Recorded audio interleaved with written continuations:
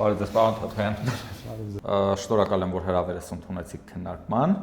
Այս ընտրություններին մենք տեսնում ենք, որ 18 քաղաքական ուժ է մասնակցում, բավականին մեծ բազմազանություն կա։ Այս ողջ բազմազանության մեջ ես որպես ընտրող, ինչու պետք է հենց ձեզ ընտրեմ։ Շատ լավ հարց է, եւ ես տեսնում եմ, որ մեր ընտրողները այո այդ որոշման առաջ են կանգնած։ Պատասխանը հստակ է շատ մեր պարագային, որովհետեւ մենք ենք իրական այլընտրանքը, որի կարիքը մեր երկիրը ունի, որպեսզի այս ստեղծված իրավիճակից դուրս գանք։ Նախ մենք որևէ արտաքին ուժ չենք ներկայացնում։ Ես չունեմ որևէ կապվածություն, որևէ կախվածություն ինչ որ արտաքին ուժերի, այլ երկրների հետ, գերտերություններում եւ այլն չունեմ կաշկանդվածություններ։ Եվ մենք արտահայտում ենք բացառապես Հայաստանի շահերը։ Ու իրականում այս ընտրությունները այն մասին ոչ թե պետք է լինեն, թե ինչ է ուզում Ռուսաստանը, ինչ է ուզում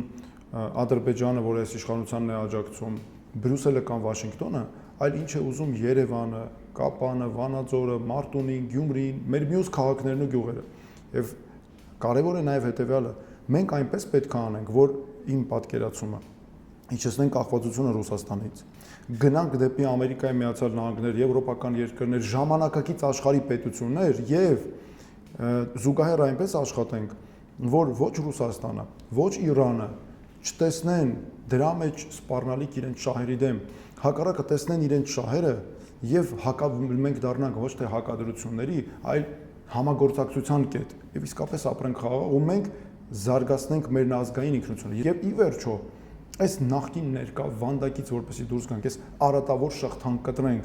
այս իշխանությունը, բովանդակային օրակարգ այսօր մենք չունենք, որովհետև ամբողջը կառուցած է այդ արհեստական օրակարգերի վրա եւ միայն մենք ենք, որ առաջարկում ենք այդ իրական հայլանդրանքն ենք ու ղեկավարվելու ենք բացառապես Հայաստանի շահերով։ Շատ լավ։ Դուք ներկայացրիք մոտավորապես այդ բալանսավորման քաղաքականությունը, ինչպես հասկացա, բայց Նիկոլ Փաշինյանն այսօր պնդում է, որ ինքը բալանսավորված ու բալանսավորման քաղաքականություն է վարում։ Իհարկե մենք կարող ենք շատ երկար քննարկել, թե ինչ է դա մանիպուլյացիա, ամեն դեպքում մենք այսօրով տեսնում ենք, որ Ռուսաստանը բավականին, այսպես ասենք, նախանձով է նայում Հայաստանի Հանրապետության այս պահի իրականացված արտաքին քաղաքականությանը։ Իհարկե ես համոզմունք ունեմ, որ Նիկոլ Փաշինյանը մեզ չի տանում արևմուտք, ինչպես ինքն է պնդում, այնքանով է տանում արևմուտք, որքանով Թուրքիան գտնվում է արևմուտքում։ Բայց ամեն դեպքում այսօրվա դրությամբ մենք տեսնում ենք, որ 22 թվականից ի վեր Հայաստանի կախվածությունը Ռուսաստանից գնալով մեթոդաբար ավելի խորացել է, դա տեղի ունեցել հենց իշխանությունների թեթև ձեռամբ ու հիմնականում գումարները աշխատել են հենց իշխանության մոտ կանգնած բիզնեսմենները, թե վերարտահանումից եկած այդ մեծ գումարները, թե ընդհանուր առմամբ ողջ այս գործընթացների ռուս-ուկրաինական կոնֆլիկտի հետ կապված այդ բոլոր գործընթացներից իրենք ունեցել են իրենց բաժինը, այսպես ասենք, ու շատ մեծ բաժինը։ Ու այսօր եկել են արդեն մեզ ասում են, որ սա ինքնիշխանության համար պայքար է եւ այլն եւ այլն։ Այս պայքարությամբ ամեն դեպքում մենք ունենք այն իրավիճակը, որ Հայաստանի Հանրապետությունում գյուղացին ունի խնդիր իր բերքի իրացման, այս պայքարությամբ Հայաստանի Հանրապետության ցանկացած սպառող ունի խնդիր գազի գնի հետ կապված։ Ու դա միայն մեր այդ անհատ սպառողների խնդիր չի, ողջ տնտեսությունն է, այսպես թե այնպես տարբեր ուղղակիորեն կամ անուղղակիորեն կախված այս գազի գնի հետ։ Ինչպես եք դուք ապահովելու այն իրավիճակը, երբ որ դիվերսիֆիկացնելու եք այդ իրացման շուկաները, երբ որ Հայաստանի Հանրապետության արտաքին քաղաքականությունը ընդհանուր առմամբ դիվերսիֆիկացնելու ու չեք բախվելու նմանատիպ խնդրին։ Նախ եկեք ասեմ հիմիկվա իշխանության քաղաքականությունը, հաստատենք, որ նրանք որևէ առնչություն չունեն Հայաստանի, այսպես ասած, Եվրոպա դեպի կամ այդ արժեքների հետ, ժողովրդավարություն կլինի, եվրոպական ուղղություն կլինի, ինչ կլինի։ Եվ ես ցույց տամ նաև ես ինչպես եմ պատկերացնում պետական քաղաքականությունը։ Այս իշխանությունը գնալով ավելի է կախվածությունը մեծացրել Ռուսաստանից։ Նրա այսօր մենք չունենք եւ չենք էլ ունեցել ռազմավարություն արտաքին քաղաքականության, այլ իրավիճակային է պայմանավորված քաղաքական գոյատևման պատճառներով։ Իրականում նաև այսպեսի մի կարևոր հարց կա։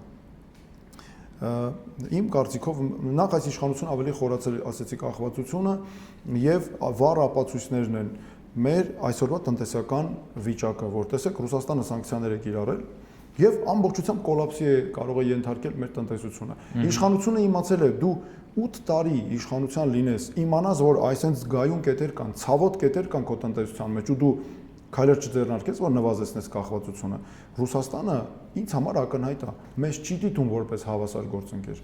Ռուսաստանը մեզ դիտում է որպես իրենից կախյալ պետություն։ Հետևաբար սա մի օր տեղի էր ունենալու։ Այսինքն իշխանություն եւ ավելին ասեմ ձեզ, իշխանությունը հիշում եք պատերազմից առաջ Սիրիա զորք ուղարկելը, որը բացահայտ ռուսական քայլ էր, Yandex համակարգի ներդնումը մեր Երևանի քաղաքային տրանսպորտային ցանցի հետ կապված, որովհետև դա ակնհայտ է ռուսական հատուկ ծառայությունների հետ առնչություն ունեցող կայք է եւ դա չի էլ հակառակը ապացուցվել։ Այսինքն իրականում խոսքը չի վերաբերում նրան, որ տեսեք բազմազանեցնում են եւ ինչպես դուք ասացիք, բոլոր ուղղություններով փորձում են քաղաքականություն տանել դեպի արևմուտք։ Այդպես չէ։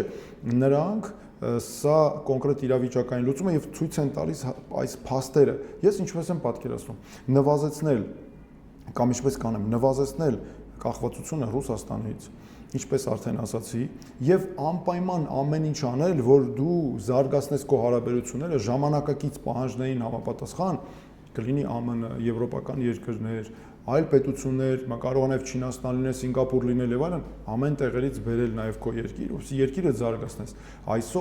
Այսօրվա այս տնտեսական վիճակից մենք տեսնում ենք, որ կախվածությունը շատ ավելի մեծ է։ Դրա համար է, որ այև մի բան, տեսեք, իշխանությունը իմանալով, որ Ռուսաստանը ակնհայտ կիրառելու է ինչ որ մի օր այս սանկցիաները, որտեղ անընդհատ սպառնում էին, չէ՞, տեղ էր ունենում, արգելում էին, թույլ են տալիս, արգելում էին, ակնհայտ է, որ իրենց շահերի համար են անում, չէ՞, որտեղ ինչ որ մի որոշում անցկացնեն։ Բա դու իմանաս ու միջև հիմա ոչ մի այլընտրանքային շուկա չստեղծես։ Մեկ տարուց ավել է արդեն այդ գործընթացը տեղի ունենում, սկզբում սկսվեց ոգելից խմիչքների մասով, երբ որ սկսեցին խնդիրներ ստեղծել հենց հանցակետերում։ Մինչև այսօր որ այդ բան չեն արել, ավելին ասեմ, էկոնոմիկայի նախարարը գոնե թե արտակարգ ռեժիմով էս պահին նոր շուկաներ փնտրել, չգիտեմ, այսպես գործընթացներ անել, ես իմ մեջում օրինակ գրել եմ նախընտրական քարոզարշավի իրավունք շուկաներն փողոցներում նախընտրական քարոզչությամբ է զբաղված կամ հարցազրույցներ է տալիս, այսինքն այս մարդիկ ընդհանրապես պահի լրջությունը չեն գիտակցում։ Գիտեք, այստեղ ավելի լրջությունը, այստեղ հետեւյալն է հարցը, մոտեցման հարցը։ Ես միշտ մեր ընտրողներին ասում եմ, մենք փոխում ենք, ես ամեն ինչում դնում եմ տրամաբանություն։ Փոխում ենք տրամաբանությունը։ Այստեղ տրամաբանությունը իրենց մոտ պաշտոնի հիման վրա առաջնահերթը պաշտոնն է եւ այ մնացածը դնում են տեղավորում են դրա տակ, այսինքն պետք է պաշտոնի ես ստանձնեմ, կգնամ նախընտրական քարոզություն, ընդդիմության պես են, չէ, իրենց պահում, ընդհանրապես կապ չունի, չես հասկանում, այս մարդիկ իշխանություն են թե չէ։ Ամենավերջին օրը անգամ իշխանությունը պատասխանատու է երկրում տիրող իրավիճակի համար։ Երբ գիտես, որ չես էլ անցնում, երբ գիտես, որ վաղը պաշտոնը թողնում ես, ես օրինակ դա ապացուցել եմ։ Ես իմ պաշտոնավարման ամենավերջին օրը անգամ զեկույցներ եմ հրապարակել, կազմել եմ, այցեր եմ արել, սահմանամերձ գյուղեր, որտեվ ինձ համար կարևորը իմ առաքելությունն էր։ Հիմա ես դրա համար փոխում եմ տնամբանությունը, ինչպես եմ ես պատկերացնում։ Պաշտոնը ընդհանրապես միջոց է ծառայելու համար ժողովրդին առաքելությունն իրականացնելու։ Այդ չհասկացա, ասենք, եթե պաշտոնից որևէ քայլ ժողովրդին դեմ անլինելու, ինչա տես պաշտոն պահեմ ես բացառվում է նման քայլ անեմ, այդ տնամաբանությունը փոխում ենք եւ հիմքում դնում ենք առաքելությունը, մարդու խնդիրը լուծելը։ Այդ պարագայում ոչ թե ձեր ասած նախարարը մյուսը կգնա նախընտրական քարոզչության շուկաներ կմանգա, այլ կգնա իրական շուկաներ կփնտրի։ Մի հատ էլ այսօր լուր տեսա, ինչ որ ասում են, բանը նոր խմբականակ է գնացել, ինչ որ խմբականակ է գնացել Եվրոպա, հələ տեսեք դուք մոտեցումը։ Ուրեմն միջև հիմա ոչ մի բան չեն արել։ Տուժել են մեր մարդիկ այսքան,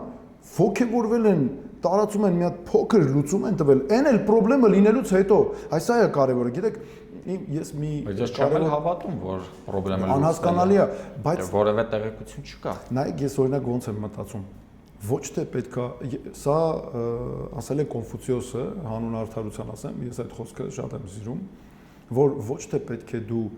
իրականում այնպես լինի, որ դու խնդիր լուծես, այլ դու պետք է այնպես անես, որ խնդիր չունենաս։ Այս է, այսինքն դու մոտեցումը ի սկզբանե նենց պետք է լուծեիր, այս 8 տարվա մեջ, որ երբեք նման վիճակում չհայտնում ես, որտեվ արդյունքում ինչ է տեղ ունենում, Սամվել ջան, տուժում է քո գյուղացին, քո գործարարը, ի վերջո ժողովուրդն է տուժում, որովհետև գյուղացին ու գործարարը կերակրում է մեր հասարակությանը, մեր բնակչությանը աշխարհաքաղաքական խաղերի պատճառով։ Այո, ես ձեզ մի բան ասեմ, ես օրեր առաջ ծաղկի շուկայում էի, 5 մեծ փունջ ծաղիկ եմ գնել, բոլորին միասին տվել եմ 5000 դրամ։ Այդքան վատ է իրավիճակը, բոլորը միասին, 2 կարմիր վարդ, թանկարժեք, 3 փունջ մեխակ, չինական ու 1 փունջ արևածաղիկ, այսինքն իրապես խնդիրը լուրջ է, ու եթե գնանք այդ շուկաներ, հենց ելակի գինն է շատ ընկած ու այդ ամեն ինչը կապված է սրա հետ, մեր գյուղացիներն էլ խնդիր ունեն վարկեր փակելու, մարդիկ օրինակ ռեպորտաժները որ նայում ես, իրենք գրավի տակ տուն ունեն, ընդհանուր առմամբ վարկեր ունեն ու այս խնդիրը, որ առաջանում է, միայն հո չի վերաբերում գյուղացուն ու գործարարին, դա բանկային համակարգին է նաև հարվածելու, այսինքն այսպիսի կոմպլեքս խնդիրներ ունենք, իսկ էկոնոմիկայի նախարարը քարոզություն է անում։ Բայց ես մի ուրիշ հարցի անդրադառնամ, ուրեմն հենց այս խնդիրների մասին սեփական պաշտոնների համար ձայներ են մուրում։ Հա, ու ամեն ինչ կտալով ուղղակի, այդպես իրենք տեսի ինչ օրն են ընկել։ Հա, ու խնդիրը գիտեք որն է, որ դուք շատ ճիշտ նշեցիք, որ իրենց մոտ մի գերխնդիր կա, իշխանություն պահելու համար իրենք պատրաստ են ցանկացածի դուդուկի տակ ապրել, ռուսի դուդուկից սկսած մինչև թուրքի դուդուկը, որ ամենացավալին է ադրբեջանցու դուդուկի տակ իրենք պատրաստ են։ Մոզամբիկ, Սիերա Լեոնե, եթե վաղ իմանան, որ Սիերա Լեոնեն իրենց կպաշտպանի եւ ընդ քաղաքական գոյատևում, առավոտվանից երեկո վստահ եղեք, անգամ աղոթելու են Սիերա Լեոնեի համար, որ այդ պետությունը հանգարց իրենց որևէ սա է, չկա ռազմավարություն, միայն պաշտոնի խնդիր է, այո։ Ու մի բան էլ ասեմ, իրականում այս աթոռ պահելու համար ես շատ հաճախ նկատում եմ, որ իրանք օգտագործում են շատ այսպես ստոր մեթոդներ, օրինակ ազգը պառակտում են, թշնամիներ են փնտրում ներսում երկրի, սկսած Արցախահայերի նկատմամբ ամենաստոր կերպով թիրախավորումից մինչև կանանց թիրախավորում, նահատակի դստեր թիրախավորում, անհետ կորած փոխգնդապետի քրոջ թիրախավորում, որ մենք տեսանք Արաբկիրում, անգամ այսպիսի թիրախավորումը բոլորն են ենթակա, ովքեր որևէ կերպ կարող են քննադատել իշխանությունը, օրինակ մեր հենց ֆուրի վարորդներից մեկով տեղափոխություններ անում, տեսահոլովակ էր ուրեմն տարածել, որտեղ խնդիրն էր բարձրաձայնում, որ ֆուրերը լարսում կուտակված են, հնարավոր չանցկացնել, որ բերքը փչանում է եւ այլն, ու նուտակը այսպեսի շատ մեծ թիրախավորում ֆեյքերի այդ ֆերմայի կողմից, թիրախավորում ընդհանուր առմամբ էս Նիկոլ Փաշինյանի աջակիցների կողմից ու կարծես թե այսպես ուզում են լրացնել այդ խնդիրը բարձրաձայնողներին։ Թիրախավորում է ամենուր է կողմը խնդիրը բարձրաձայնում։ Ընդհանուր առմամբ, քանի որ դուք էլ հենց հավակնություն ունեք ստանձնելու վարչապետի պաշտոնը, ակնհայտ է ինձ համար, որ գլխավոր խնդիրներից մեկը տնտեսական մնացած մի կողմ թողած հասարակության մեջ չկա համերաշխություն։ Ակնհայտորեն հասարակությունը բաժանված է տարբեր մասերի ու թշնամանք է զգում միմյանց նկատմամբ։ Ոնց եք պատրաստվում այդ խնդիրը լուծել։ Ու արդյոք դուք ինքներդ չեք գործիքայնացնելու այդ մեթոդը ձեր շահի համար, այսպես ասած։ Այս շատ լավ հարց եք տալիս իրականում, ամենաարդիական հարցերից է։ Տեսեք, եկեք ես կոնտրաստով ցույց տամ։ Նիկոլ Փաշինյան, Արման Թաթոյան։ Ես ոչ թե համեմատում եմ, ասենք երբեք նրան չէի համեմատի ինձ հետ, բայց կոնտրաստ եմ ստեղծում։ Ինչ է նրա քաղաքականությունը։ Մարդը գործիք է իշխանություն պահելու համար։ Պետք է կբաժանենք, կպարակտենք, ամեն ինչ կանենք։ Ընդ որում ոչ միայն արցախցիներն են, անհայտ կորածների հարազատները, գերիների հարազատները, չգիտեմ, այն Արցախում որ ցիստերնը պայթեց, այդքան մարդիկ զոհվեցին, նրանց հետ ես հանդիպել եմ, շիրիմները մարդիկ ուզում են իմանան անհապաղ այդտեղ շտապեր հողին էին հանձնել, հիմա չգիտեն որտեղից ստանան, որ ինչ իրենց հարազատների շիրիմներից ինչ է եղել, ահավոր թիրախավորված են գյուղատնտեսներ, բոլորը թիրախավորում են, ինչու ով իշխանությունը հարց է բարձրացնում, ուզում է ստանալ հարցի պատասխան, թիրախավորում են, որ լրացնեն, այսինքն մարդկանց խմբերին թիրախավորում լրացնում են, այնքան օրինակ անհայտ կորածների ծնողներն են, ես նրանց հետ շատ եմ շփվում, չի եկել են կամ զոհվածների մեր ծնողներն են լինում, տարբեր մեր հերոստղերքի, տարբեր հարցեր կան, ասում են այնքան են ու իրոք այդպես է, զզվացնում այդ հայոյանքներով, ամենակ կեղտոտ ձևի, որ մարդը էլ զզվում է, հարցը չի բարձրացնում, այսինքն տեսեք ու այդ բանը այդ վերքը, այսինքն այդ խնդիրը մնում է, իրենք ընդհանրապես պատկերացեք ծածկում են ծածկոցով եւ մնում է, բայց տակը խնդիրը կա, դրա համար համերաշխություն չկա։ Հիմա եւ բայց տրամաբանությունը տեսեք, ելի տրամաբանությունն ենք տեսնում, տրամաբանությունը որն է, ինչ գնով, ինչ անեմ, էլ ինչ անեմ, ոնց անեմ, պաշտոն պահեմ։ Ես ինչպես եմ տեսնում, հիմա Արման Թաթոյանի տրամաբանությունը նայենք։ Առաջնահերթը խնդրի լուծումն է, ժողովրդի հարցի լուծումն է եւ ոչ երբեք պաշտոնը։ Պաշտոնը միջոց է մարդուն ծառայելու համար։ Եթե երբ որ այս տրամաբանությամբ ես գնում, Եվ գնում ես այն տրամաբանության, որ քաղաքացին վստահի պետությանը, մեր ծրագրի հիմնադրույթներից է վստահելի պետություն։ Պետությունը քաղաքացուց չպետք է գաղտնի օրակարգեր ունենա, գաղտնիքներ ունենա իր հետաքրքրող հարցերի հետ կապված։ Այս պարագայում արդեն դու սկսում ես լրիվ ուրիշ ձև մտածել։ Անհայտ կորածների հետ կապված հարցերը, բոլոր խնդիրները պետքա լուծվեն, ինչ որ կա, մարդիկ հարցեր ունեն, պետքա պատասխանները տրվեն։ Բնակարանային տարբեր խարդախներից տուժածներ կան շինարարությունից, եկել են բոլոր հարցերը պետքա տրվեն։ Մարդիկ այսօր վարկերի տակ գերի են ուղղակի, այսքան տարիներ ուղղակի գերի են։ Մենք ծրագրերով ամեն ինչ անհրաժեշտ ենք վարկերի այդ գերությունից մարդկանց ազատենք։ Տեսեք, էլի տրամաբանությունը ուրիշ է։ Դու պետք է ամեն ինչ անես, ոչ թե ասես, գիտես ինչ կա, այս բողոքողի 1000 ներողություն բերանը փակելու համար ֆեյքեր աշխատացնեմ, այս մեկին թեթև մի հատ կառավարության որոշում ընդունենք, արագ սոցիալական աջակցություն տանք, մեկին ոչ, հիմնարար խնդիրը լուծես։ Այս դեպքում արդեն հասարակությունը սկսում է համերաշխ ապրել եւ դա արդեն ցույց է տալի, որ քո պաշտոնը քեզ համար առաջնահերթ չի, այլ կարևորը այս խնդիրները լուծելն է։ Շատ լավ, ճիշտ ասած կուզեի կենտրոնալ մի հարցի վրա հենց կոնկրետ կանանց թիրախավորման դեպքերին, որովհետեւ մենք հիմա առավել իհարկե բոլորս ենք թիրախավորված այս պահին, ուղղակի մենք տեսնում ենք, որ Նիկոլ Փաշինյանի զայրույթը հիմնականում կարծես թե ուղղված լինի կանանց կողմը։ Ճիշտ էլ նկատել եք։ Ես իմ տրամաբանությունը նորից իրենց տրամաբանությունը որն է։ Կանանց թիրախավորել նախ հարցերը իրենք են բարձրացնում, ակտիվ են նաև բարձրացնում եւ այլն, թիրախավորել միջև էր զոհվածների հատկապես ծնողներին թիրախավորել, որովհետեւ կանայք են գալիս բարձրացնում խնդիրները, որովհետեւ զավակի հարց է եւ ճիշտ են անում բարձրացնում։ Ես ինչպես եմ մտածում, նախ եւ տղամարդկության բացակայություն, կոնկրետ տղամարդկության բացակայություն։ Բայց դու լինես հայ տղամարդ ընդհանրապես կնոջը ո՞նց կարաս քեզ թույլ տաց թիրախավորել։ Մյուսը պետականությունը ինձ համար հայ զինվորը արժեք է, ինձ համար զոհվածի ծնողը կարմիր գիծ է, սրբություն արժեք, վերջ։ Ես եւ տեսեք հետեւյալը, զոհվածի ծնողներին ինչա չի անում, տեսանք մեծ ամորում 15 հոգու մեր հրդեհի հետևանքով զոհված հերոսներից մեկի մորը։ Ինչ արես, չէ։ Ինձ համար սա արժեք սրբություն է։ Ես երբեք չեմ թույլ տա ինձ նման ձև խոսեմ, անգամ եթե ես ճիշտ եմ, ծնողը սխալ է, որովհետև նրա տղան զոհվել է հանուն երկրի, հանուն պետականության եւ նրա համար է որ դու հիմա քո պաշտոնը պահում ես։ Դրանից բացի sense մի կարևոր հարց էլ կա, գիտեք, մեր մայրերը, մեր առասարակ մեր մայրերը, մեր կանայք, մեր պետականության հենասյուներն են, մեր արժեքների կրողներն են, մեր տան սրբություններն են, մենք պարտավոր ենք նրանց պահել աչքի լույսի պես։ Մյուսը, եթե մենք այսպես վերաբերում ենք մեր զոհված զինվորի մորը, կնոջը, քրոջը, այն մյուս զինվորները ինչ են անելու, մտածելու։ Մեր մյուս ծառայող զինվորները կմտածեն Աստված ջան, ինձ հետ մի բան լինի, հերթես իմ ծնողին են ասես քաշ քշելու։ Բացի այն, որ լավ դու արժանապատվություն չունես այդ զոհվածի ծնողին, այդ կնոջը, այդ ինչ իրավունք ունես գորգորում ես դու իրա վրա։ Եվ մի բան եմ ես նկատել։ Նույն օրինակ բժշկուհի տիկնոջ վրա Արաբկիր համայնքում, որ էլի ձայնը բարձրացել, քաշ քշել եւ այլն։ Այս ամեն ինչը ինձ բերել է մի տրամաբանական փորձել եմ հասկանալ ինչու, որովհետև եւ ինչ կանանց մասին է խոսքը։ Կանայք, որոնք համարձակ են սեփական կարծիք ունեն, կանայք, որոնք մասնագետներ են։ Այդ երկու տեսակի կանանց վրա իսկ մենք իրականում իսկ ու պայքարող կանայք։ Իսկ մենք իրականում, ես ասեմ ձեզ, ամբողջ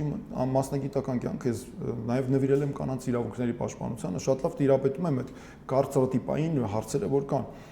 Գիտեք, իսկապես եմ ասում, մարզերում հիմա մենք այդքան գնում ենք, այնքան շատ ունեն կանայք, որոնք որոշում կայացնողներ են, խելացի են, կիրթ են, հմայիչ, խոսում ես հետները, հավեսով, ուզում ես իսկապես սկսես աշխատել հետները, մարդիկ գան, գիտեք, լեզուների են տիրապետում, որքան հաճելի է, մեր երիտասարդ նաև կանայք, մենք փոխանակ նրանց բացահայտենք, բերենք, մեր որոշում կայացնող, օրինակ ես լինեմ, կանայք ունենալու են կարևորագույն դեր։ Երբ ես մարդու իրավունքների պաշտպանն եմ, մի օրինակ բերեմ, մեր կին աշխատողներից երիտասարդ կին աշխատողներից մեկը, աղջիկներից մեկը խոշտանգումների կանխարգելման վարչության ղեկավարն էր։ Մի քանի անգամ ավելի լավ էր աշխատում, քան այդտեղ կաշխատեր տղամարդը, քանից փորձել եմ։ Այսինքն ես արդեն փորձ ունեմ կնոջ այդ աշխատանքի եւ տեսել եմ ինչքան կարող է արդյունք բերել կնոջ այդ աշխատանքը։ Մանավանդ ես ասում եմ, ինձ համար սա արժեքային նշանակություն ունի։ Ես ո՞նց կարող ես քեզ թույլ տալ նման բան, երբ դու տեսնում ես, որ քո պետության արժեքային հենասյուներից են նման, ես այն վերաբերմունքը այսպես բարոյականության հարցերն արդեն ինձ թվում է ավելորդ է իրենց դեպքում այդ բարոյական հարցերը քննարկելը ամեն դեպքում որովհետև պաշտոնա կա, այ տեսեք, նորից էլի տրամաբանություն, ամեն ինչ պաշտոնի համար, թե չէ մնացածը չի աշխատում։ Գիտեք, ընդհանուր առմամբ երևում է, այս իշխանության տրամաբանությունն նրանում է, որ իր շուրջ հավաքել հնարավորինս շատ անհաջողակների, ովքեր իշխանություն կորցնելու պարագայում որևէ տեղես կյանքում իրենց չեն կարող ինքնառեալիզացվել, ու արդեն իսկ ոնց ուզում ես իրենց կառավարեն, որտեղ իրենք էլ լավ գիտեն, որ իրենք ուրիշ բանի ընդունակ չեն կան ծառայել հելու հնազանդ։ Գոզեի ճիշտ այս բանի մասին խոսել իրականում մեր իրականության մեջ հայկական իրականության մեջ պետք է ասեմ կանանց պոտենցիալը ամենևին օգտագործված չէ, որովհետև օգտագործված չէ։ Որովհետև գիտեք, այստեղ խնդիրը նրանում է, որ եթե ուսումնասիրենք տվյալները, մենք ունենք ահռելի քանակությամբ երիտասարդներ, ովքեր ոչ աշխատում են, ոչ սովորում են որևէ տեղ, նրանց մեծամասնությունը, ճնշող մեծամասնությունը հենց կանայք են։ Ու այստեղ իհարկե շատ խնդիրներ են գալի կանանց նկատմամբ խտրական վերաբերմունքից եւ այլն ընդհանուր առմամբ մենք հենց ծնելիության խնդիր ունենք այդ պատճառով, որտեղ կանայք ովքեր ուզում են կարիերա զբաղվել։ Շատ լավ ծրագիր, շատ լավ բան ասացիք, ներողություն ընդհատում եմ։ Մենք վերջ շատ լավ, իսկապես շատ լավ կարևոր հարց բարձրացիք։ Օրինակ մենք ծնելիության խթանման, կանանց ուսման, պաշտպանության հետ կապված մի կարևոր ծրագիր ասեմ, ունենք մենք կանայք, երիտասարդ կանայք կամ ուղղակի մայրեր, որոնք երեխա են մեծացնում, դա իհարկե աստվածային շնորհք է, երջանկություն է, դաստիարակել է երեխա մեծացնելը, բայց նաև աշխատանք է, չարչարանք է, վերջը կարևոր մենք օրինակությունից դուրս են մնում, այսպես մենք օրինակ ինչ ծրագիր ունենք։ Այդ մեր կանայք, ովքեր երեխա են տանը մեծացնում, նրանք պատկերացեք 5 տարի, 10 տարի, դրանից հետո այո, հետո աշխատանք գնան աշխատեն, ստաժ չկա, պետք է ասեն դե բեր ստաժ բեր։ Ես շատ եմ որպես մարդու իրավունքների պաշտպան աշխատել եմ։ Մարդը ասում է, գիտես ինչ կա, օրինակ ես 5 տարի երեխա եմ պահել, 10 տարի տանը երեխա եմ մեծացրել եւ հիմա չեմ կարողանում աշխատանք գտնել։ Ստաժում եմ ստաժ բեր։ Դրա համար մենք կարևոր ծրագիր ունենք երեխա մեծացնելու ժամանակահատվածը դաստիարակելու համարելու ենք աշխատանքային ստաժ եւ ներառելու ենք ստաժի մեջ համ թոշակի է հետո մեջ ներառվի, համ էլ աշխատավարձի, աշխատանքի ստաժի, առաջխաղացման հարցերում նշանակություն ունենա։ Եվ ելի մի կարևոր բան ասեմ, մեր նաև աշխատանք այդ ժամանակահատվածում արձակուրդի երեխա մայրության արձակուրդում գտնվող կանայք պետք է ունենան հատուկ պայմաններ, օրինակ անվճար կրթության հնարավորություն այդ ժամանակահատվածի դրանից հետո մանկապարտեզում երեխայի համար երաշխավորված տեղ եւ այլն։ Այսինքն, հա, մեկ էլ մի բան ասեմ, մենք իմ մոտ դա միշտ նստած ա եղել։ Ես միշտ չեմ սիրել տնային տնտեսուհի արտահայտություն անկեղծ ասած։ Ես մի անգամ ասել եմ ես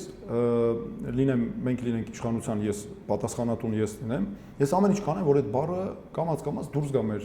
բանից, որ այսպես բառապաշարից, որտեղ իմ կարծիքով դա մի քիչ արժանապատվություն չի բերում, էլի տնային, ասենք երիտասարդ մարդ, օրինակ կինը, երեխա է ունեցել ընտանիքում եւ այլն, մասնագետ է, ֆիզիկոս է, չգիտեմ, քիմիկոս, վերջ իրավաբան, տարբեր մասնագիտություններ կարող է խոսակցական մակարդակում լինել, բայց իմ կարծիքով դա պետքա դուրս գա։ Ինքը ես արժանապատվության հարց եմ տեսնում, որ իրականում մենք պիտի ուրիշ ձև մեր կանանց վերաբերվենք։ Հասկացա։ Ճիշտ կուզեի վերադառնալ ուրեմն թիրախավորման թեմաներին։ Այս վերջին ժամանակներս բավական ինտենսիվացել է հենց ձեր թիրախավորումը, այսինքն ես տեսել եմ թիրախավորումը հենց այդ իշխանականների կողմից, ինչ-որ խայթոցներ են փորձում անել, բայց ավելի լուրջ այսպես թիրախավորումներ են եղել, օրինակի համար կախյալ, կներեք, անկախ դիտորդ Դանիել Յովհաննիսյանն այսպես հրապարակումներ արել, ճիշտ է, այդտեղ օրինակից մոտ խնդիր է առաջանում, որ դիտորդը, այսինքն այն մարդը, ով այդ ընտրությունները պետք է չէ վերահասկի, ինքը թիրախավորում է հենց կոնկրետ ուժերի ու ինչ-որ չգիտեմ աղբյուրներից բան մեջբերումներ են անում, ընդհանուր առմամբ ձեզ փորձում են կապել հենց Ռուսաստանի հետ։ Մյուս կողմից ես տեսնում եմ, որ ես սա իմ ենթադրությունն է, որ արհեստական բանականության օգտագործում արդեն ձեզ թիրախավորում են ասելով, որ դուք միանալու եք քաղաքացիական պայմանագրի։ Ես կարծում եմ, որ դա արդեն ընդդիմության կողմից է, ինչի համար է ձեր նկատմամբ էս մեծ արշավը, ու մեկ էլ մի բան էլ ասեմ, որ ինչ-որ մի պահ ես նկատում էի, որ տարբեր էջերով ձեզ կոչեր էին գնում, վայր դուրս գալու ես ընտրապայքարից, ինչի է դա կապված այս թիրախավորումը։ Տեսեք, սա այս ամենաապացուցում է, որ մենք իսկապես որևէ կողմի հետ կապ չունենք եւ իրական այլընտրանքներ ենք, այն ինչ որ մեր ժողովուրդը ուզում է։ Հիմա գանք այդ տղայի այդ տարածածի հետ կապված ռուսական իբրև ռուսականացում մեզ թիրախավորում են։ Նայեք, այդ տեղեկությունները տարածվեցին կեղծ ինչ որ տեղեկություններ են, օրինակ մեկը մտնում է Skype-ից էլ մեկը գործում է հստակ սխեմա։ Ռուսալեզու կեղծ կասկածելի կայքեր են, օրինակ Կավկասկայ քրոնիկա մեկը կար։ Ես իբր ֆինանսավորում եմ ռուսաստանցի գործարար հայ։ Մտնում ես ադրբեջանցիներ են, հիմնադիրներ, ընդելերագրողներ, արհեստական բանականությամբ ստեղծած մարդիկ, որ հասկանում ես, ուզում ես լավ հասկանաս որտեղից է այդ ինֆորմացիան։ Տեսնում ես 0 եւ մեր ֆինանսավորման աղբյուրների մեջ ընդհանրապես նման մարդ չկա։ Մյուս կայքը Խադարկովսկի, մեծահարուստ, ռուս մեծահարուստ Միխայել Խադարկովսկի, որը այս իշխանությանը ռուսական մեծանդիմություն է։ Եվ ես հատուկ մտել ուսումնասիրել եմ, որ աղբյուրը նայում ես հետազոտություն, ուզում ես հասկանաս լավ, ինչ լրատվամիջոց է, ինչ է, բոլոր տեղերը գրվում է, որ ինքը քաղաքական մոտիվացիայով միակողմանի ուղղությամբ աշխատող է եւ այդ կայքը աշխատում է ԿՊ-ի համար այսօր։ Սա բաց աղբյուրներից է։ Հիմա այդ մարդը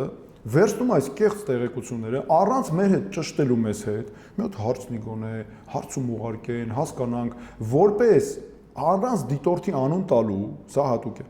Հանցագործության մասին հաղորդում է ներկայացնում։ Ասում է 926 միլիոն դրամ։ Այն դեպքում, երբ մենք 5 ամսվա մեջ այդ գումարի կեսնա չենք ծախսել։ Այսինքն սա օբյեկտիվ փաստ է, դուք պատկերացնում եք, որ ես օբյեկտիվ փաստը ինչպես կասեի այդ տենց չի, չէ՞։ Հիմա ես ասում եմ, տենց չի, եւ ես ասում եմ մենք հատուկ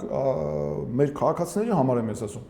Մենք չունենք ոչ մի ռուսական աղբյուրից ֆինանսավորում, բոլորը մեր հայրենակիցներն են եւ մաքուր օրինական աղբյուրներ են։ Ես ցանկը ցույց տվեցի, ասացի պատրաստ եմ հրապարակել, եթե ԿՊ-ն հրապարակի ու նույն հաջողությամբ իրեն ասեն, բայց այդտեղ մի բան էլ ասեմ։ Նայեք, ինչ է արել։ Դիտորդ, անկախ դիտորդ այդ բանը, դաշինքը տարածում է հայտարարություն, որ մենք իրենց թիրախավորում ենք։ Ասենք абսուրդ։ Այն դեպքում, այո, նախ որ ես եմ ամենալավը հասկանում դիտորդի կարևորությունը, ինչպես կարող է նման բանել, բայց այդտեղ դա չի կարևորը։ Ինքը տարածում է որպես անհատ, տակը չի էլ նշում, իր Facebook-ի էջը մտնում է նայես Դանիել Հոյանիսյան, բան, իրազեկ քաղաքացիների միավորում ՀԿ։ Եվ տարածումը տակը դնում է, չի նշվում ոչ մի անգամ անկախ դիտորդ, որտեղ ինքը մի քանի գործունեություններ է իրականացնում, տեսակներ։ Դա հետո որ խնդիր է ունենում, որտեղ մենք էլ ասացինք ու արդեն զրպարտության հայցադիմումը, իմիջիայլոց ձեզ ասեմ, առաջին անգամ տեղեկացնենք, դեռ չենք հրապարակել, մենք արդեն դատարան ներկայացրել ենք նրա դեմ զրպարտության եւ ամենաբարձր պահանջով ներկայացրել ենք, որովհետեւ սա շատ վտանգավոր հիմա կասեմ քայլ է։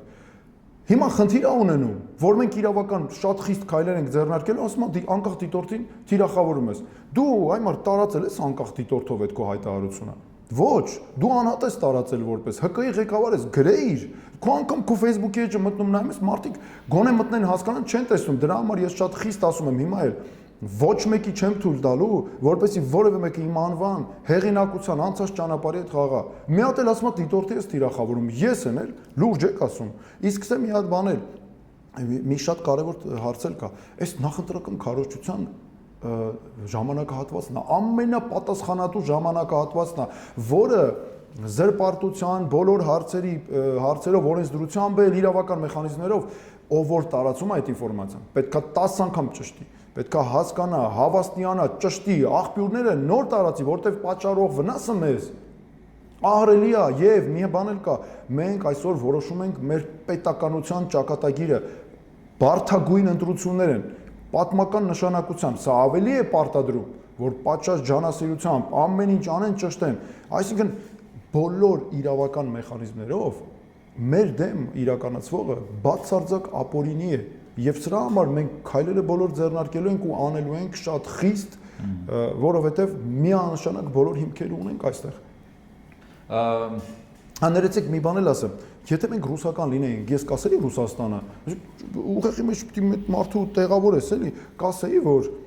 մենք կախյալ պետություն է Ռուսաստանը մեզ համարում, ոչ իրենից հավասար գործընկեր է մեզ համարում, կասեի որ խաղաղապահ զորքերին ես հարցեր ունեմ,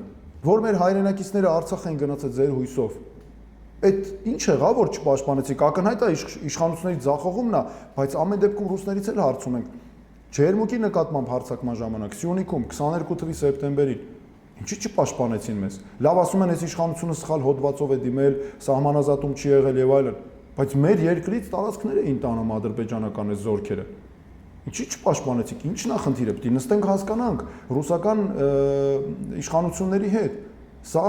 այս պայմաններում հələ պատկերացրեք, մեղադրում են ռուսականության մեջ խայտարակ, այսինքն իրավական տեսանկյունից ելնել կեղծ աղբյուրներով սենց թիրախավորելը բացարձակ, ոնց ասեմ, ուղղակի տեղ չես գտնում ասելու, թե իրավական ինչ կոպիտ խախտումներ են։ Դրա համար մենք վստահ ենք մեր գործողություններում, ես շատ ճիշտ եմ ամեն ինչից իրավական գնահատականները տալիս ենք։ Իմ ամբողջ մասնագիտական կյանքը անցել այս ճանապարհով եւ հարց ԿՊ-ն միլիարդավոր դրամներ է ծախսում, այդ մեր կաթիլը տեսել են, կաթիլը սկիչի։ ԿՊ-ն մի հատ այց է իրականացնում, դրոնների շոուներ եւ այլն։ Ասում են բանա, մենք աշխատավարձով ենք ապրում։ Վարչական ռեսուրսից սկսած մինչև բիզնեսմենների կազմակերպած համերգներ, որևէ անկախ դիտորդ չունի հարց դրա առումով։ Ասում են մենք բան ենք, աշխատավարձով ենք ապրում։ Միլիարդավոր դրամները որտեղից դες այդ ինչ թեմաներ են։ Այդ ինչ օլիգարխներ են կարող, Ադրբեջանն է ֆինանսավորում, կարող եք ընդհանրել։ Ու այդ նույն մարդիկ գիտեք այնպես են պաշտպանում, որ տեսեք մենք իրանց մասով ենք հաղորդում ներկայացրել, բայց այդ հաղորդումները ներկայացած իրականում երբևէ որևէ շոշափելի արդյունքի չեն հանգեցնում։ Որոնք ասում են դե մենք դիմեցինք, ոչ մի բան չեղավ։ Ուրեմն լավ չեք դիմել ու հետևողական չեք եղել։ Ես այդպես եմ ասում։ Լավ։ Հիմա ես այսպեսի մի բան ասեմ, իմ կարծիքով դուք անցողիկի շեմը հատելու եք, հայտնվելու եք ազգային ժողովում ու ակնհայտորեն այսպեսի մի բարդ իրավիճակ է լինելու, երբ որ լինելու են օրինակ հիմա այս պահին հիմնական ընդդիմությունը ուժեղ Հայաստանն է, պատկերացնենք ուժեղ Հայաստանը, եթե կոալիցիա ձևավորվի ընդդիմադիրների, կարող են իրենց վարչապետի տեխնացուին առաջադրել։ Դուք ձեր քվեն, ձեր ձայնը, այսպես ասենք, կտակ դուք կմիանաք այդ կոալիցիային, որպեսզի իշխանափոխություն տեղի ունենա։ Մի առանձնահատկություն եմ, տեսեք, մենք ես մի քանի անգամ ասել եմ, բայց հիմա էլ ասեմ։ Նախ այդ արհեստական բանականությունով, որ ասցիք մեզ թիրախավորել են, մի հատ հիմա նաև դրան անդրադառնամ, այս ձեր հարցի մեջ, շատ կարևոր հարց եք տվել, ես բաց թողեցի։ Արհեստական բանականությունով, այո, ասում են, իբր մենք միանալու ենք ԿՊ-ին ընտրություններից հետո։ Նախ այս թիրախավորումը սկսեցին այն բանից հետո, երբ մենք մեր վարկանիշը ակնհայտորեն աճում է եւ անցնում ենք արդեն շեմը։ Սարսափելի թիրախավորում է տեղի ունենում, հսկա է ծավալ ապատեղեկատվություն մեր մասին եւ անձամբ իմ մասին։ Ես մեր ընտրողների, մեր քաղաքացիներին ուզեմ հատուկ ասել, որ դա բացահայտ կեղծիք է։ Մենք երբեք Նիկոլ Փաշինյանին չենք ընտրի վարչապետ եւ մենք երբեք չենք ընդունի, որ ԿՊ-ն Հայաստանում դառնա նորից իշխանություն։ Մեծ, հաստ, կարմիր գիծ։ Մենք չենք ընտրելու Ռոբերտ Քոչարյանին որպես վարչապետ։ Սամվել Կարապետյանը չի կարող լինել վարչապետ սահմանադրության արգելքների պատճառով։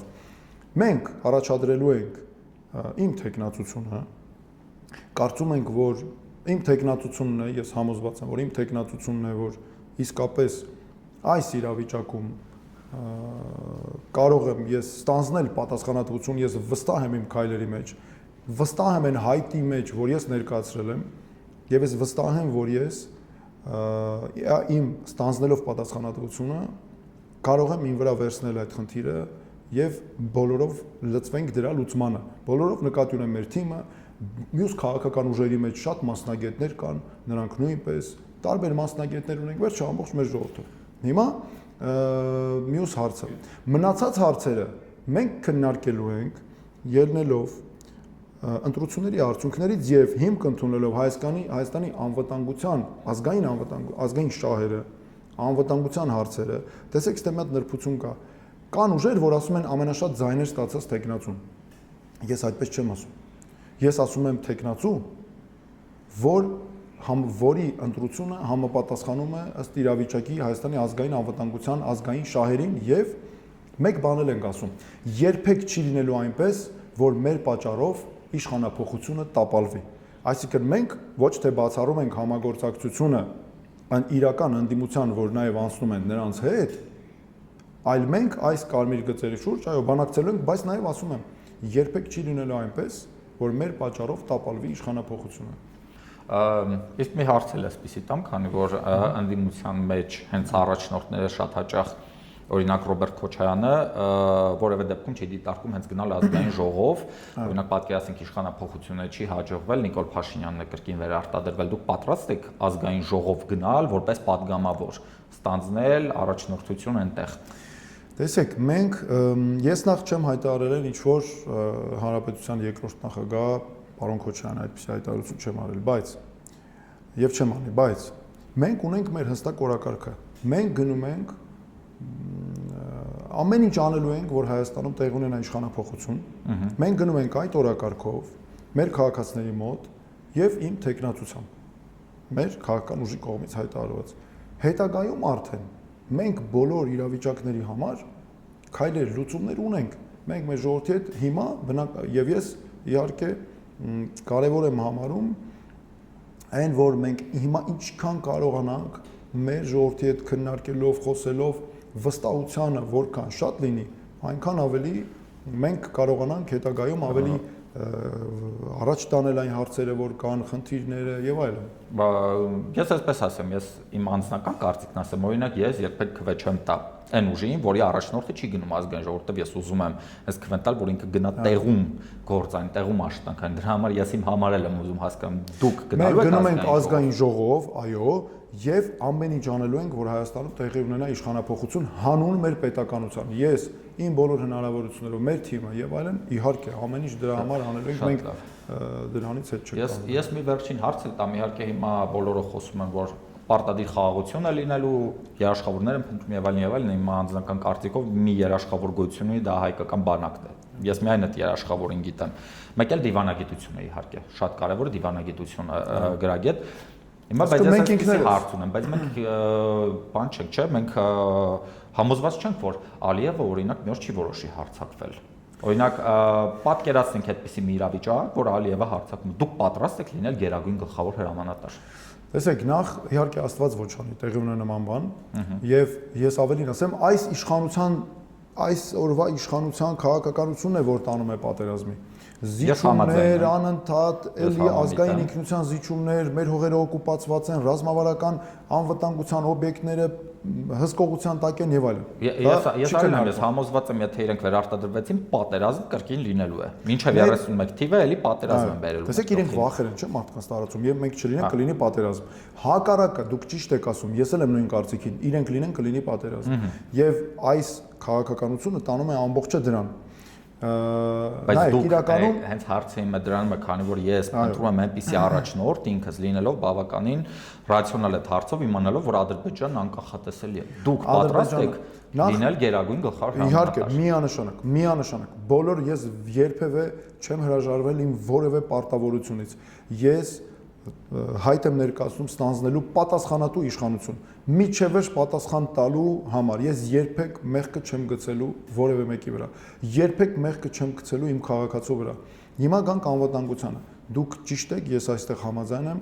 Հայաստանի անվտանգության ողնաշարը մեր բանակն է։ Իհարկե մեր դիվանագիտություն, տնտեսություն, բայց եթե մենք չունեցանք անվտանգություն, մենք չենք ունենա ոչ տնտեսություն, ոչ սոցիալական կյանք, ոչ մի բան։ Տեսանք Երասխի օրինակը։ Հիշում եք Երասխում գործարանային կառուցում։ Ադրբեջանը կրակեց, հələ պաշտպանության նախարարությունը տենց ոնց ասեմ, իրեն բնորոշ տենց խուսափողական, տենց թույլ հանձնվողական, այո, այդ բանն է իման գալիս։ Ասում է դրանք այդ կրակոցները մեզ համար ոչինչ չեն նշանակում, կրակոց չի եղել, հերքում էին, բայց մարդիկ կան, կրակոցների պատճառով տեղափոխեցին, էլ իրանց պաշտոնի խաթր տեղափոխեցին, բայց տեսանք, որ անվտանգություն չունես, տնտեսություն էլ չես ունենա, հիմա մենք պետք է զարգացնենք, այո, մեր բանակը անվտանգության հիմքում դա է, մի անգամից ես բոլոր 6 քայլ եմ նշել, ֆինանսավորման հնայի 8%-ը մինիմում ապահովելով, բանակի բարեփոխումներով եւ այլն, դրանից բզատ մենք պետք է նայեք, մենք ունենք աշխարհում շատ ընկերներ։ Ամերիկայի նման հզոր տերության միջնորդությունը այսօր ուղղակի մսխվում է։ Մենք հիմա ամեն ինչ պետք է անեինք եւ լիներ, ես լինեմ, գիշեր ցերեկ ամեն րոպե աշխատանք կտանեմ մեր սփյուռքի օգնությամբ։ Մյուս ընկերների, մյուսների, որ քանի այս միջնորդական առաքելությունը կա, մենք քիչ ժամանակ ունենք։ Մենք անպայման խաղաղություն հաստատենք եւ մենք ունենանք այո նաեւ երկրներ, որոնք երաշխավոր են, կօգնեն նախ ես վստահ եմ պատերազմը չի սկսվելու այդ պարագայում, որպեսզի մենք բանակցային եղանակով ոչ մի անգամ չենք հրաժարվում որևէ պարտավորությունից, բայց ճիշտ քաղաքականություն տանելով հաստատենք։ Այսօր ինչ են անում արտաքին այս իշխանության նորից էլի տեսեք բերենք էլի կոնտրաստը ցույց տանք։ Այս իշխանությունը ինչ է անում այսօր վանում է բոլոր միջազգային միջնորդներին եւ Ադրբեջանի հետ ասում է մենք ինքներս ենք իրար հարցերը լուծում։ Այսինքն ես քեզ կզիջեմ ինչ ուզում ես, նա էլ ասում է այո, այդ միջազգայիններին տար, որտեղ նրան ձեռնտու է, որ Ամերիկա չլինի, մենակ այդ հարցերը լուծի իրա։ Մենք ինչ ենք ասում ենք չեղավ, մեր ազգային շահեր ունենք, մենք բոլոր միջնորդներով հնարավոր անելու ենք, միջնորդը որն է, բոլոր միջազգային գործընկերների հետ աշխատելու ենք, որ մեր ազգային շահերը առաջ տանենք։ ԱՄՆ, եթե պետք լինի նաև օրինակ Ռուսաստան, չգիտեմ, Իրանի հետ կաշխատենք եւ այլն, բոլորի հետ։ Նայեք, երբ որ հիմքում դու դնում ես քո պետության ազգային շահը, հետո մյուսների հետ սկսում ես աշխատել, ամեն ինչ իր տեղն է ընկնում։ Այս է կարևորը եւ այստեղ մի հետաքրքիր բան է, օրինակ բերեմ ԵՄ Հայաստան բանը որ եղավ սամիտը, չէ՞։ Այստեղ ոչ մի ազգային շահ ներկայացնող հարց արդյունքում չբարձրացվեց։ Ինչ որ հուշագրեր ստորագրվեցին, որ որևէ պարտավորություն չէին։ Մեզ համար ոչինչ չեղավ, այսինքն ինչ ստեղ ստացվեց, որ եկան սիրուն նկարներ, բան, PR ակցիաներ, վերջ, բա մեր սահմանների օկուպացիան, ադրբեջանական զորքերի դուրսբերում, գերիների ազատման հարձակման հարց, անհայտ կորածները, ես լինեմ ամեն ինչ կանեմ, որ այդ հայտարարությունը, կոմունիկե ինչ է հայտարարությունը միշտ արտացոլվի։ Գիտեք, բայց չկարծում դա իրենց համար գլխացավանք հալ ձեռնտու։ Հենց այդ է, իրանց համար պետք է իշխանությունը սա օրինակ Սամոջան, սա ցույց է տալիս, որ չկա ռազմավարություն, բա այդքան եվրոպական երկիր գա քո պետություն, դու հարցը չօգտվես առիթից։ Գիտեք, ես մի հատ բան կա դիվանագիտության մեջ, ես այդ արտահայտությունը միշտ շատ եմ սիրում դա։ Ասում է, եթե դու ինքդ քո համար չձևակերպես, որ արդյունքն է հաջողություն, ուրիշները կձևակերպեն, թե որ արդյունքն է քեզ համար հաջողություն։ Ինքդ պետք է արես։ Այդ KPI-ներն է, էլի, որ մենք պետք է ունենանք ու մենք այսօրվա դրությամբ մենք այդ KPI-ները չունենք։ Ես մի բան էլ ասեմ, KPI-ներին եկեք, ես քանի որ դա ոլորտից եմ, մի հարցն եմ, ուրեմն շատ այսպես խոսվում է Firebird-ի կողմից կառուցվող ինչ որ Nvidia-ի նաև օժանդակությամբ կառուցվող AI գործարանի մասին, ինքը ապագա ունի, չունի, դուք ո՞նց եք պատրաստվում, շարունակելու եք թե չէ, որովհետև ես այսպես ասեմ, քանի որ մտահոգություններ կան նաև օրինակ, որ մեծ ծավալի ջուր է ծախսում, այստեղ ես ինքս այսպեսի մի հարցեր ունեմ, որ եթե Ռուսաստանի հետ օրինակ փչացնենք հարաբերություն, ինքը մեծ քանակությամբ էլեկտրոէներգիա է պահանջում, իսկ մեր էլեկտրոէներգիան օրինակ 40%-ը գրեթե օրինակ ջերմաէլեկտրակայաններում է արտադրվում, այսինքն լիք այսպես կոմպլեքս խնդիրներ կան, էլի, ձևավորում են դրա շուրջ, օրինակ ձեր մոտեցումը ո՞րն է այդ հարցում։ ՏՏ-ն նախ տեղեկատվական տեխնոլոգիաների բնագավառը, IT եւ այլն ամենաառաջնային ինձ համար ուշադրության ներքո է։ Ես ամեն ինչ անելու եմ զարգացնելու համար այդ բնագավառը։ Կառուցելու ենք AI գործարաններ, զարգացնելու ենք ենթակառուցվածքներով։ Այո, ես տեղյակ եմ, որ էկոլոգիական ջրի հետ կապված այնտեղ հարցեր են առաջանում։ Մենք հիմա մեր մասնագետների հետ քննարկում ենք եւ արդեն քննարկել ենք, որ ջրի կորստի, արդյունավետության եւ այլն հաշվին մենք ունենալու ենք նաեւ այն, որ հանկարծ մենք չունենանք այստեղ խնդիր եւ նաեւ հատուկ մեխանիզմներ կան, որ ջրի հարցը դու լուծում ես։ Բայց այդտեղ ամենակարևորը հետեւյալն է։ Ինձ համար սա կարևոր է երկու ուղղությամբ, ռազմավարական է, որտեվ ես AI-ը պիտի զարգացնենք, այո, մենք ունենանք ժամանակակից AI համակարգեր, IT կամ տեղեկատվական տեխնոլոգիաներ, մեր կրթական հաստատություններում պետք է անպայման կրթական դասընթացների հիմքում դնենք, համալսարաններում, քոլեջներում, դպրոցներում, փոքր տարիքից սկսած մեր երեխեքին պետք է վերապրոֆիլավորենք, որտեղ հնարավոր է այդ ուղղություններով, որ եւ այդ տեխնոլոգիաները մենք պետք է ծառայեցնենք նաեւ մեր պետության զարգացմանը, պետական սահման վերցնենք, տեխնոլոգիաներով հագեցնենք։ Ես ոնց եմ պատկերացնում, մարդկային ներուժը իջեցնում ենք, տեխնոլոգիաներով հագեցնում ենք, օրինակ մենք ունենք մեր թիմում մարդիկ, ովքեր խաղապահ զորքերով են ծառայել, Իսրայելի փորձը գիտեն, մյուսը գիտեն, մենք այդ փորձով նաեւ հագեցնելու ենք մերը ժամանակակից Երևանի երթևեկությունը ես ինքս տեսել եմ ինչպես է AI համակարգերով աշխատում երթևեկությունը ինքը նախապես հաշվում է մի քանի րոպե առաջ հոսքերը փոխում է ուղևորա հոսքերը չգիտեմ փողոցները այդ որ հանդիպակաց գոտիներն է կարգավորում 10-15 րոպեի տևողությամբ անգամ մարդուն խորհուրդ է տալիս որ փողոցով գնալ, այսինքն դու այդ ամենը պետք է անես քո երկրի համար եւ ինքնաբավությունից բացի մենք դա օգտագործելու ենք արտահանելու համար այդ ծառայությունների, այսինքն AI-ը ինձ համար եւ IT-ին լինելու է ոչ թե ընկերություններ, որոնք մարդիկ ովքեր աշխատում են եւ ուղղակի ծառայություններ են մատուցում, ոչ ռազմավարական իմ երկրի զարգացմանը, պաշտպանության բնագավառ, բանակի զարգացմանը, սկսած, ինչպես ասացի, ճանապարհային երթևեկությունից մինչև համալսարան ու բանակ ու բոլոր բնագավառները, եւ սա պետք է լինի մեր բրենդը, Nvidia-ն է ասում, եւ մեր համաշխարհային նաեւ, այսպես ասեմ, այդ ընկերությունները, օրինակ դրա ներդրումը այս իշխանության ընդհանրապես այս իշխանության ձեռքբերումը չէ, դա մեր Սփյուռքի ձեռքբերումն է, Սփյուռքի հետ մենք շատ ենք աշխատելու, ես ինքս ճանաչում եմ, հիմա որ անուններ չտամ, բայց ճանաչում եմ շատ լավ հեղինակավոր մարդկանց, ազդեցիկ մարդկանց այս բնագավառ, ես ամեն ինչ անելու եմ կապերը օգտագործելով, կլինի ԱՄՆ-ի հետ, չգիտեմ, մյուսի հետ, նաեւ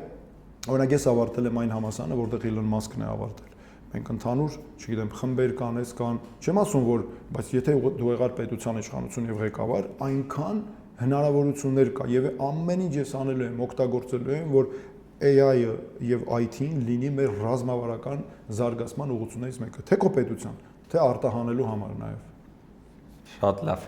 շատ շնորհակալ եմ, որ համաձայնեցիք այս քննարկմանը մասնակցել։